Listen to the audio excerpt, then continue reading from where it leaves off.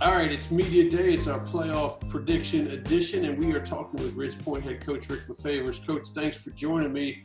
I know you hate doing this kind of stuff, looking way in advance, because it's you got to get through your 10 games first. But in our playoff prediction type deal, your team has taken that district the last couple of years now, and it looks like even though Bert Emanuel is somewhere else, you still have the tools to make this thing happen. Talk about some of your big-time players that may push you into the playoffs, into the postseason.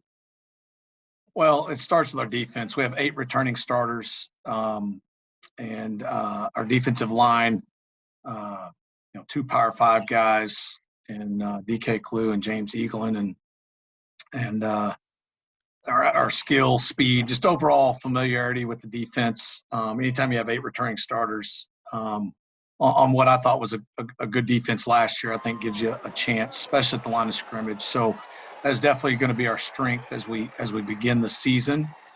And then offensively, we have 5 returning starters and lots of team speed. And so building off of last year, one thing that I've, I'm entering my 3rd season. One thing that I've, I guess, discovered, if you will, or come to the conclusion is, programs like the Cadies and North Shores and the Atascocitas and Westfields and such, you lose a lot of seniors or lettermen, et cetera, each year. And you say, they're going to be down. They're going to rebuild. Kind of like North Shore. They lost a lot on offense the previous year, and everybody was kind of, there's the unknowns, but they just reload. And I think, for us to get to that point is as a program, we want to, even though you might not know the names, they were really good sub-varsity, they're really good backups. They just happen to be behind some really good players. And so I think we have a chance to be really good. Obviously, we got to get out there and work and get after it and prove it. But very pleased with what I feel like is our potential. We definitely have a lot of young kids and a lot of people that you haven't heard of, but they were very successful, very talented, either on the sub-varsity levels or as backups. As we talk about, Coach, Region 3 in the postseason, and you've had your challenges in the rounds 3, 4, and 5, but you've made it to those rounds. Talk about some of the teams that I don't want to say you fear all teams, or you're at least prepared for them. Maybe you don't fear them, but definitely respect them. I can tell you that. You respect a lot of teams, but talk about some of the teams that you may be facing, that you faced in the past. Atascocita, North. I know you always have epic battles with the Atascocita in the playoffs, and then you got North Shore as well. Just talk about those 2 teams, maybe even that District 21, and how difficult it is to get through that. Well, I mean, I think it's safe to say, if you want to, use analogies and comparisons, they're definitely the SEC in this area, with the depth of their district. From top to bottom, it's tough to even finish in the top 4 there.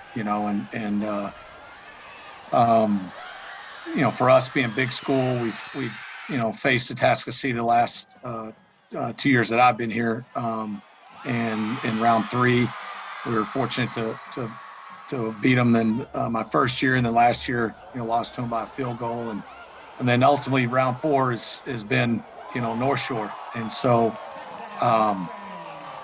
both those teams, tremendous amount of respect, tremendous athletes, but obviously tremendous coaching staffs. Just because you have good athletes doesn't mean that you're going to be winning and playing in round 3 and 4. And so it's a testament to those coaches, and obviously Coach K, who has done it, at the highest level, winning several state championships, and just a lot of respect. It's obviously who we got to get through, and if we want to get to our ultimate goal in Dallas. That's a lot of the reason why I scheduled Westlake week 1 was, to kind of take that next step as a program and find out where we are, whether we win or lose, find out, where we're at weakness-wise and what we need to work on. I'd rather find that out week 1 or 2 than because we play with Dickinson week 2, and they're physical, tough team as well. So just trying to find out what we need to work on and improve those first couple weeks so that if we're fortunate to get in the playoffs and can make a run, knowing that we're going to face those kind of teams. And I'd rather know early than the week of what we're facing. So.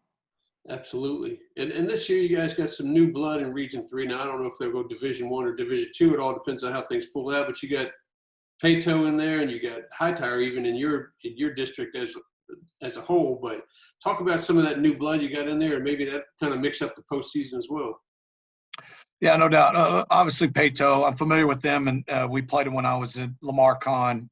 They were in our district, and I was fortunate to beat them both years as before they became the juggernaut that they are now.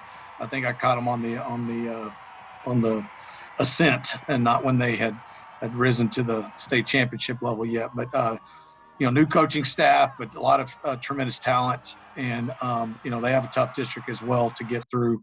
But expect them to make some noise and be in the hunt as well.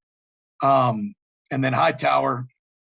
I have not played them or coached against them since 2014, but I'm familiar with their staff and Coach Anthony, and he was at Terry when I was at Lamar Con, and obviously I've watched them, while they're in 5A and the success that they have. A lot of talent, our neighborhood kids. It'll be a big game. Definitely an instant rivalry.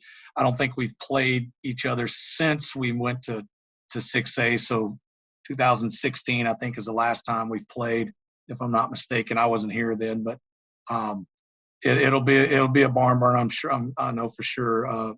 Again, great talent and great coaching staff, and you can hit a golf ball, across Highway 6 is how close they are. So there'll be a lot of energy, and that's our fourth game of the year. We open up with we go Westlake, Dickinson, and then, we're in a 9-team district. So we start off with Bush, and then the very next week, game 2 of district play is Hightower. So, we'll be tested early, I promise you.